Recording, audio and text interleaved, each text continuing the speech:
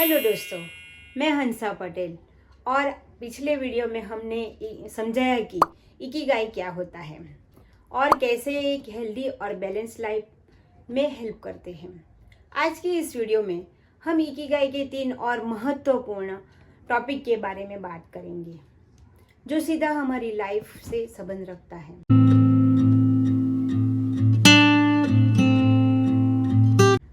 Part 3, the power of flow. Ikigai book के हिसाब से एक बहुत महत्वपूर्ण कॉन्सेप्ट बताया गया है, flow.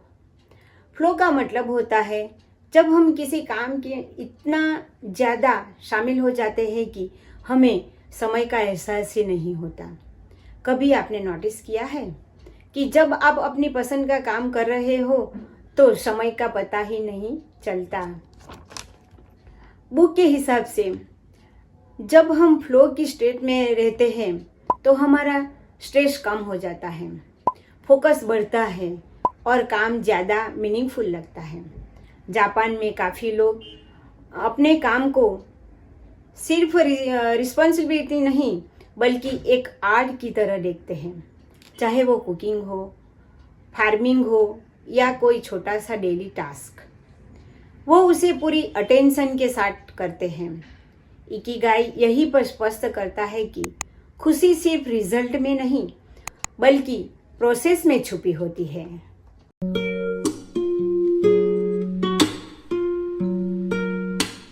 Part 4, ikigai and small joys of life.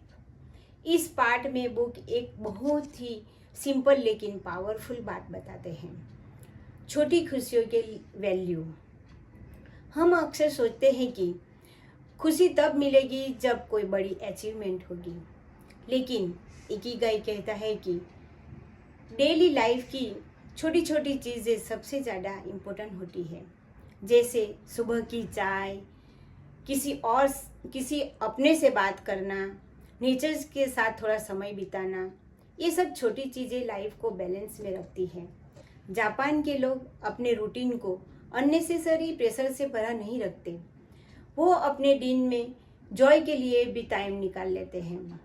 Ikigai ये लिखाता है कि अगर हम हर दिन सिर्फ थोड़ा सा भी खुश रहना सीख जाए तो लाइफ ऑटोमेटिकली बेटर लगने लगती है।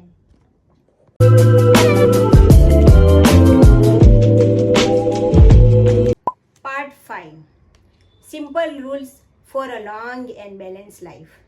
इकिगाई का ये पार्ट कुछ प्रैक्टिकल रूल्स बताता है जो जापान के लोग फॉलो करते हैं। सबसे पहला रूल है स्लो डाउन। हर काम को जल्दी जल्दी करना हमें सिर्फ थका देता है। दूसरा रूल, नेचर के करीब रहना। प्लांट्स, सनलाइट, फ्रेश एयर, ये सब चीज़ें हमारे माइंड को नेचुरली शांत करती है।